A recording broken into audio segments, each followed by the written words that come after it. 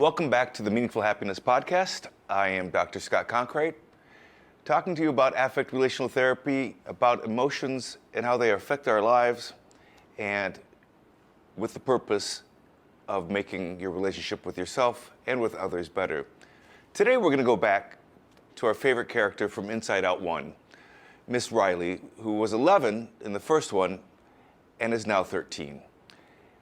The puberty button got pushed and everything changes. And so I'm going to talk today about what that really means, what that happens in affect relational therapy as a theory can really help you understand this movie, which is, by the way, so delightful. It's so much fun.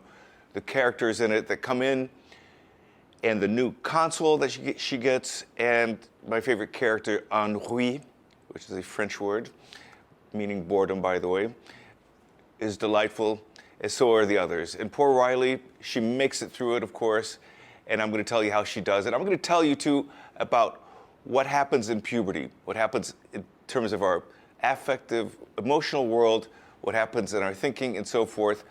And I tell you, I don't know about any of you, 11, 12, 13, 14 were not my best years. I don't know if they were for you. Riley manages to get through it, just like I just did with that sentence. So if you can get through it, fantastic. So I want to remind you, going back to other things that I've said about affect relational therapy and theory, shame in my model is very different. It takes a while to get used to, but it's very important for this movie because if anything gets activated in puberty, it's shame. So in my model, shame is the affect, which is just a momentary biological response that says, I'm not getting the connection that I want from people or things or goals and so forth. What happens in puberty, and what happens with Riley, is that shame now is in the forefront. This movie basically is about shame. And it's about all the ways that she's going to try to manage her shame. The things that get activated by the affect, meaning there's going to be occasions where she's going to think that something's happening that's getting in the way. Her friends, her goals with hockey, her attempts to maintain connection to her parents, and so forth. Her inner world gets divided up in lots of different pieces. And her console gets completely wiped out. They come in, completely rehaul it, and it's now enormous. And the new characters that she brings in are going to make her life much more complicated, but necessarily so, because without that, she would not be able, or any of us would not be able to manage puberty. With all the hormonal changes, the cognitive changes that we go through, the demands that society puts on us, and so forth, we need that extended and that new cast of characters in our lives that manage what's going on with us. So who gets added? Well, keep in mind we had joy, we had disgust, we had sadness, we had anger, and we had fear. And all those in my model are pretty close to what's accurate biologically. We now get ennui, which is honestly as great a character as ennui isn't really an affect, isn't really an emotion. It's really a defense. It's basically saying, whatever, I do not care. It's basically feigning that you're not interested in what's really happening. An important defense, and one that you, for better or worse, see in a lot of teenagers. The other characters that come in are the ones that are the other affects and feelings, are the ones that are going to be helping Riley navigate the most important and difficult aspect of her life right now, which is a form of shame called self-consciousness. Self-consciousness will stay with us the rest of our lives. When you think about it, before puberty, there really isn't a whole lot of self-consciousness that stays in any affective, emotional way. I mean, kids, of course, younger kids get self-conscious, but it dissipates. It goes away pretty quickly. Once a teenager becomes self-conscious and is aware that other people could see her in different ways, and in ways that she's frightened that they might see her, or that we're frightened that they might see us, that is a whole different way of being in the world. And that the aspects of shame and the aspects of that self-consciousness are what Riley is negotiating. So what's happening in puberty? Well, as I referenced earlier, there are hormonal changes, and those hormonal changes cause neurological changes. The body is changing as well, and socially things are changing. The child is moving away from a dependence on the parents, and now the social world of friends is more important. But what's frightening is that with all the changes that take place hormonally, cognitively, neurologically, there's a new awareness, hopefully, if all goes right, there's an awareness that people may see us in ways that we don't want to be seen, or they may see things that we don't see, and the complications and all the implications of that are frightening. Oh my God, do I smell bad? Do they see the side of me?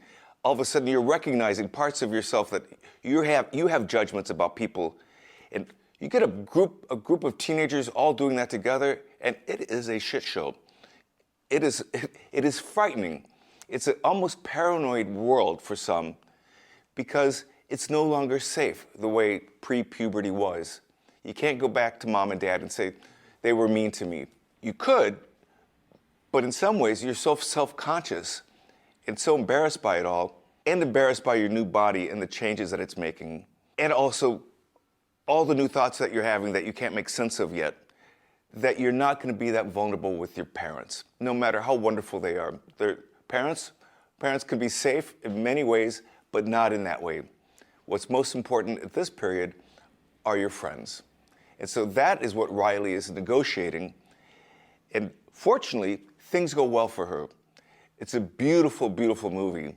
And it's absolutely tender the way that she struggles with these issues. I love it when she wakes up one morning and smells herself and goes, oh my God, I'm too disgusting, I stink, I'm too stinky to go, something like that, to go to school. We've all been there. Or at least I've been there. I hope you guys have been there. I can't imagine you not having been there if you've been through adolescence. Or you feel like you have too many zits or something doesn't fit, your clothes don't fit in the right way. You're having a bad hair day. All those things are primary for that kid at that point. And that is because of the issue of shame. Shame is now forefront in everybody's life at that age. That's why I think my theory is so helpful, is that there's a barrier now, a major barrier at this age to getting the good stuff that you used to get from parents, from just waking up and being in the world. No longer just waking up and being in the world is easy. Everything needs to get rewritten. Everything that you counted on is destroyed. Well, not everything, I'm exaggerating like a teenager. Too many things get disrupted. And the console and the self-identity of oneself has to change. So one of the important things that takes place beautifully is that Riley all of a sudden is doing stuff that makes her ashamed of herself, out of a need to feel pride. She wants to be with the cool girls. She wants to be part of the hockey team that she got made friends with. And she so wants to fit in. She dyes a little piece of her hair red. She dishes her other friends, and she goes into the room, the coach's room, and reads actually the results. And then does really mean stuff on the ice rink. And inside of her world, her team comes together and they recreate her in that moment. It's beautiful, absolutely beautiful. That it doesn't happen that quickly, but metaphorically, in that moment, in that film, she is, at the beginning of the movie, basically all good. The self-definition is, I'm a good person. Then it becomes, I'm a bad person. Then she's a complex person. She's all these things. She's all these things because the console now that is taking care of her is able to integrate all those different parts of her. Again, I wish it happened overnight. It doesn't happen that way. But this movie beautifully illustrates ultimately what happens if all goes well with all of us, that we accept that we're sometimes disgusting, that we're hateful, that we're not honest, that we don't live up to our own expectations, that we're sometimes mean to our family and friends and loved ones and so forth, and that we sometimes just are not who we want to be. But we're also sometimes who we want to be. We're also sometimes the friend that everybody wants. We sometimes come through for people.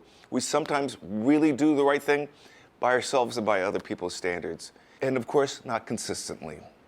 And that's what the movie does so well, is that if you're able to do that integration, because you have the family and the friends and so forth to help you through that without shaming you too much during that process, you'll figure it out. And you'll get on the other side of that, and you'll be able to be an adult and navigate adulthood, which is, I think, going to be Inside Out 3. They could have 20 of these. It's going to be like, when she's 80, we'll still need another Inside Out, and we'll learn from it, I hope. That is my review. I think it was an absolutely fantastic movie. I think it illustrates how affects work, how emotions work, but I think it says beautifully how complex we are, how imperfect we are, but that we need to keep in touch with our feelings and lead with those. They are our guide to doing the right thing. Thank you, and I look forward to seeing you next time. Appreciate it so much.